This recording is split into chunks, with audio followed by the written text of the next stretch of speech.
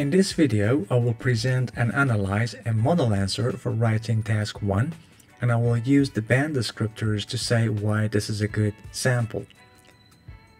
What I say here is applicable to all types of writing task 1, such as maps, tables, charts, and so on. Alright, this is from Cambridge English IELTS 10. I usually use materials from reliable sources such as Cambridge, the British Council, and IDP, and I highly recommend doing the same thing. If you need the book, you can get it from Amazon. I've put the link in the description. Alright, this is the sample we're going to work on. You could pause the video and try to find out what's going on in the cycle. Alright, I assume you've done this. Now let's look at the sample. Again, you could do the same thing, pause the video and have a read. Alright, so in order to analyze this sample, I'm going to use the band descriptors, the public version. This is almost available everywhere online, but I've taken this from the British Council website. You could find the link in the description. Now let's look at the criteria. The first one is task achievements. I will be talking about band 6 and above. So let's look at the first keyword in band 6, 7, 8, and 9. Addresses the requirements of the task. So first we need to know what those requirements are. Let's look at the task again. Here we've got two parts. Part 1, which is the statement, and part 2, the instruction. Summarize the information by selecting and reporting the main features and make comparisons where relevant. So here we've got two things to do. One, to summarize the information, meaning that we cannot write down every single point from the graph or from the cycle. So we need to just select and report the main features, not every single point. And the second point is to make comparisons where relevant, which is almost always relevant. And we're supposed to be using the language of compare and comparison, such as however, while, and so on. And the last requirement is to write at least 150 words. So can you write less than that? No, you will lose a score if you do that. Can you write more? Sure you can, but you need to save time to check your final draft. So 165 to 175 would be a safe number, and you will be able to summarize the main points. Let's look at the model answer. This one is more than 150 words, so the first requirement is met. I've highlighted the main points, so you can check the description of each part of the cycle. Part 2, 3, 4, and also we have a summary or an overview at the end that mentions the main points, meaning that these stages and the locations. If you're not sure what an overview is or how to write it, I will make a separate video for that, but you need to mention that in the comments. Alright, the second part is coherence and cohesion.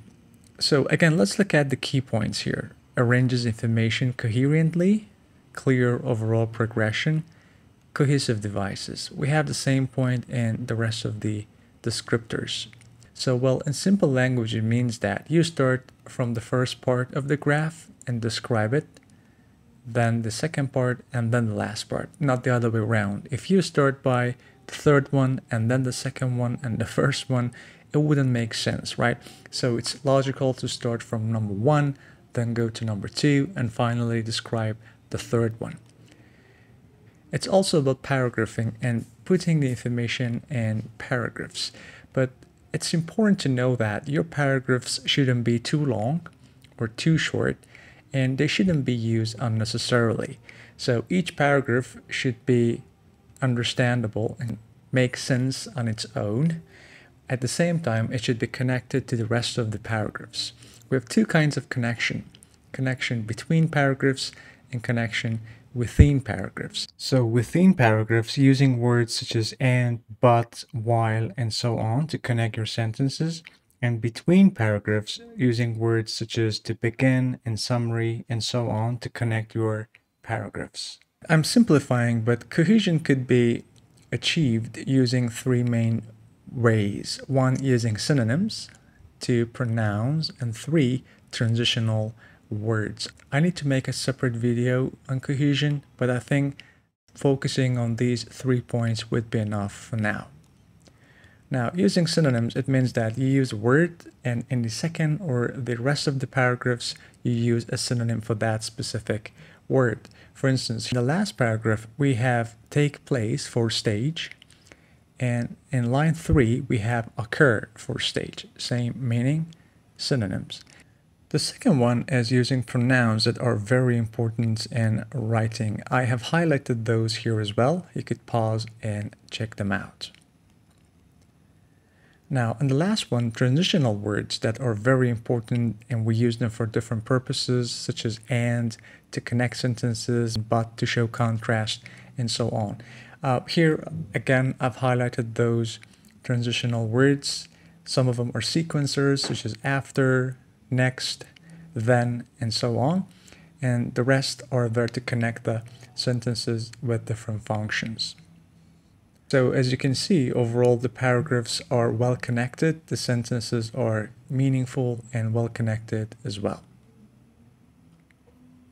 Next up, we have lexical resource, which in simple language means vocabulary. Here we've got two key terms: adequate range of vocabulary, less common words. In Band 7 also we have style, which is related to formality and informality, and collocations that are very important.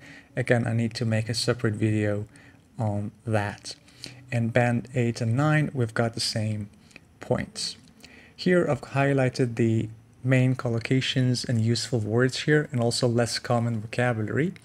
Here in line 1, we have good collocations, life, and then begin, pebbly riverbed, reaches of a river. Reach here means parts.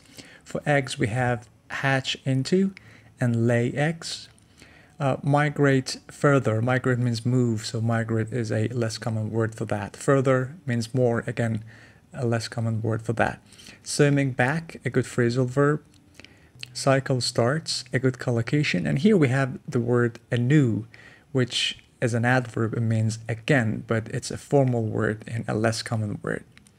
In the last paragraph, we have pass through, again, a good phrasal verb. Distinct physical stages. Distinct means different, and distinct is a good synonym and more formal way of saying that, and therefore a less common word. And also location and environments, and I mentioned earlier. Last up, grammatical range and accuracy. Two key points here are simple and complex forms and punctuation that we have almost in all the rest of the descriptors. To simplify, complex structures or sentences are sentences with two parts. I know I'm simplifying here, but this is generally true. However, we can have one-part sentences and still have complex structures, having good noun phrases and verb phrases. Here I've highlighted the complex structures, and as you can see, they're mostly two-part sentences. The blue parts are the first part, and the red parts the second part of the sentences.